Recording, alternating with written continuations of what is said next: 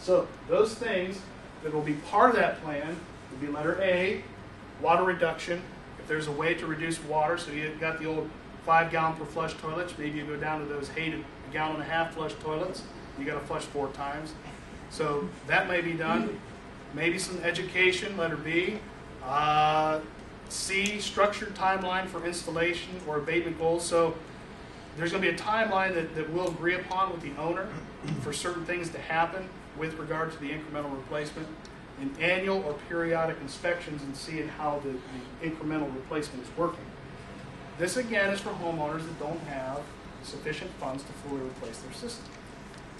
Now, as you can probably imagine, sometimes the only option is off-lot discharge. You can't incrementally replace an off-lot discharge, can you? Not that I know. On-lot and do an off-lot after, you know, on a jet, you can take an on-lot jet and then put the post basin, you know, afterwards, I guess, would be the only way.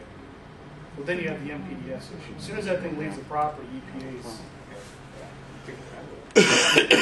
Well, we'll see about that. I didn't think it could happen because you never EPA, you know, with EPA's handed, I wasn't sure that could happen. But that's a thought. So anyway, there are provisions for incremental replacements. How often it'll get used, I don't know. But it's there for homeowners that can't do it right away. Operation permits. I want to point out here, you know, again, I talked earlier that we're kind of, the screws are getting tightened down. We were trying to be in line with this before it ever happened. That we are strongly being encouraged, required, to deal with operation and maintenance. And this last section here talks about when an operation permit is needed along with a service contract. So there's the big. Where is a service contract? Letter I. Any system that has an MPDS permit, got to have a service contract.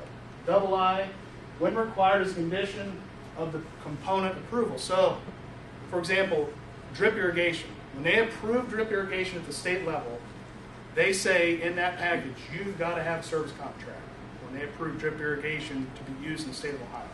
So systems like that say that, then you're required, and we're required to make sure it happens. So those are times when the operation permits and service contracts are required. I want to point this out for anybody doing service in here. They dropped this thing in here. Please note this. If you are servicing a pre-treatment device preceding a leach field or mound or other that I haven't thought of yet, you're expected to service everything, not just the area. So you may want to be thinking in your mind time and money when that happens. Okay? So whenever you have somebody who's got leach lines following their aerator, they're expecting you to look at everything, not just the area. Okay? This is the same as it was before. If you recall, we had 1 foot soil depth credit, 2 foot soil depth credit, surface application, and so forth. The only thing that's been changed here is nowadays everybody's going to an E. coli standard instead of a fecal coliform standard, and you see those spelled out there. Just in the back of your minds, take note of this one. Less than 20 fecal coliforms. We're going to talk about that later in a little bit for unrestricted surface application. Not sure what that means. We'll tell you here in a minute what that means. Holding tanks, you know, you guys may not be dealing with this much, but we get a lot of questions now about this. Chesapeake and the other various drillers are in the area, and they want to set up temporary trailers and so forth for these business type operations. And we're not permitted to give a permit for a holding tank for commercial application. So when they ask us, we say, I can't help you. We're not allowed to. And EPA has the sole authority over holding tanks. So EPA makes this distinction whether or not they're going to allow a holding tank on a small flow type of an operation. If you do it for residential, there's a variance needed. The only time that normally happens is if, let's say, sewer is 2 years off. Maybe we put a holding tank in until we got the sewer in front of your house and moved on. So that's about the only time that ever happens. So if you hear questions being asked, can I do a holding tank for that trailer, for the drilling rig or whatever, I can't help you So I'll just say this and I'll stop. There may be ways around it. Talk to us if that happens. EPA has kind of a line. One side's holding tanks, the other side they'll say, okay, you can do that. Pretreatment devices, I just want to point this out, that any pretreatment device that you see listed on the ODH's website will remain approved. If it was approved after January 1st, 2007, an aerator, whatever, for off-lot or for pretreatment, it will remain approved. Let's see, what do we have here? Oh, yes. We talked a little bit about homeowner service providers. I'm going to bring it back in here again. The manufacturer that's represented on that website in the state of Ohio and selling products in the state of Ohio shall ensure he provides training, certification, and so forth to service providers, obviously. You all need credentials to do those. Installers when necessary, and homeowners. They have to. If you sell in the state of Ohio, you've got to not only train and certify the service providers, you've got to train and certify homeowners who want to do it themselves. So here's the training piece coming back in. Also, ODH is approving and reviewing any type of polystyrene products, chamber products. I think they're going to, the ones that are existing on the market today, I think they're just going to get an automatic approval if they meet certain criteria. The new stuff in the future, they approve that stuff, they will be listing that stuff on the website so people know what's available and what's approved. Dosing tanks and pumps, a couple things I thought of interest here were that they want the alarm to be a commonly used household circuit, so you don't just flip the breaker off, you don't know the alarm isn't working, you don't know the system's not working. Or a light on the panel that actually stays on all the time, because when the light goes off, then you know it's not working. So they don't want this thing. Some people were wiring alarms and pumps on the same circuit. When the circuit's off, you can't tell the alarm's not going off. So something to be thoughtful of there. The pump, it says further, the pump shall be on a dedicated circuit.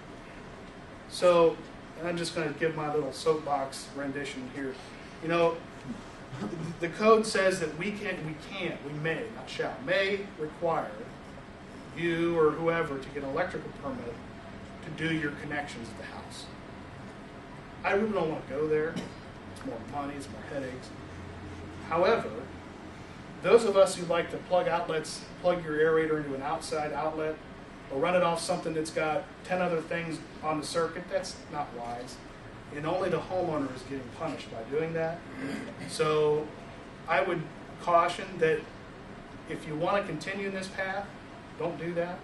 And we can keep doing it this way and wire it correctly and have your electrician wire it correctly and don't just plug it in an outside outlet. We can keep away from having to get electrical permits. I'll stop there. All right. Lastly, the panel. The dose panel shall have, at the bottom there, written instructions on how to deal with an alarm event. I don't think that was in the old code when it says that you need to tell them how to deal with how to turn it off and how to deal with it, who to call, whatever. Instructions. Septic tanks. 1 year after the effective date of the rule, all septic tanks utilized in the state will have to have approval from the Director of Health. So they have a 1 year grace period to submit information to ODH to get their tanks approved and listed as approval. And we're dealing with the same capacity requirements. Those had 1,500 gallons on a 3-bedroom, 2,000 on a 4, and so forth. So those have all remained the same, but tank manufacturers will have to have approval to sell their products in the state. So be looking for that in about a year. You'll want to make sure whoever you're buying from is on that list. Leech lines are about the same. In fact, I won't even go much into this. They're still talking about having the inspection port. That hasn't gone away. They do have references to flood dosing, which surprised me. So they must have thought, well, Stark County's doing it, we can do it. I don't know. Flood dosing's still in there. We'll see how they're using it. I'm not sure how that'll play out. This one kind of irked me a little bit, and I'm making comments on this. They are saying that if you have we require timers on mounds. This code doesn't require timers on mounds, okay? But they're requiring timers on LPP leach lines, which to me seems strange. Not mounds, but LPP leach lines. So you'll see up the top there, when you're doing LPP leach lines, they want to see time dosing. I would not disagree that it's a good idea, but it limits me on some things that I can do if they require that to happen. So that's where it bothers me. For example, I can't flout dose LPP systems because I can't put a timer on flout. So those are my concerns. But that's what they're talking about right now. So that we can maximize resting. Makes sense, but practically speaking, maybe they can give some legal room. Letter C, we're going to be talking about dosing 5 to 10 times internal void volume. We're doing 5 times. So this looks very similar to what we're doing. Next, I just want to briefly talk about the vertical separate. That was the biggie. Back in 2007, when everybody had the hoorah about the code, it was this. This was the big bad void nobody wanted to look at or deal with. Because we never had it. Well, we did. We had the 4-foot separation off of groundwater and bedrock. That was it. Then they started talking about 2-foot separation off your seasonal water table, 2 foot off of your fragipan, and people said, whoa, that costs money to do that. And they got rid of curtain drains. You can't do it the cheap way anymore. There was no curtain drain.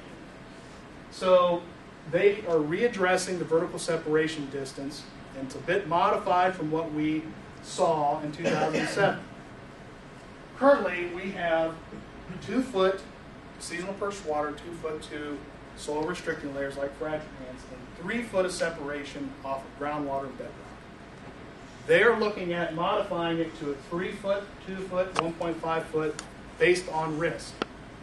Where they're struggling, and that's why those rules aren't out yet, is to define what is high, medium, and low risk. They're not quite sure how to categorize that stuff. But I'll give you a speculation on what I think it's going to look like. Groundwater bedrock's going to be 3 feet. And everybody knows you can't do that. 2 feet, not sure what's going to go there. 1.5 foot, I'm going to guess, fragipans and things like that. That's probably where you'll see the 1.5 foot of separation. And that, that's 6 inches deeper in the ground. So that costs less money to do that. So we're probably going to see, and maybe it removes an aerator from the picture. Maybe something like that. And it does reduce the cost. So we're anticipating some modification actually in the less costly direction for installation once this all comes out. However they're going to do it. Another note, so that's not out yet. The general requirements aren't out yet. So we're not sure what they're going to contain. But of particular interest to us is going to be distance for sanitary sewer connection, because that was a biggie in the old law when it was in place. How far is too far to connect to a sanitary sewer, and what do we do about annexation? So this is kind of a touchy subject. Forcing people to annex into a municipality and pay income taxes for the sake of a sewer, that's touchy.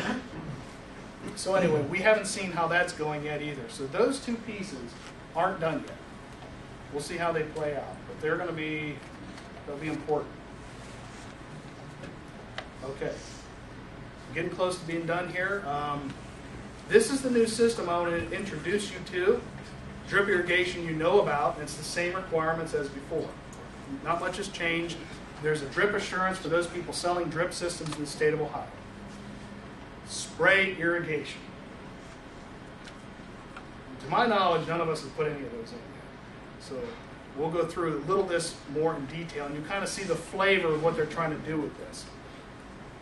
Spray irrigation is going to be handled similar to drip. You're going to have if you're going to distribute spray irrigation equipment in the state, you'll have to have that same assurance and so forth that the drip people do. So they're going to handle it that way. And it's not necessarily going to be simply, you put a sprinkler on the ground and fire it up and you're good to go. There's a lot of criteria to be able to do spray irrigation. A couple of those are avoiding natural drainage ways. You don't want to put it, sprinkle it into a swale and watch it run down into the creek. So simple things like that. You can go up to slopes up to 25%. That's steep. But after that, you got to have special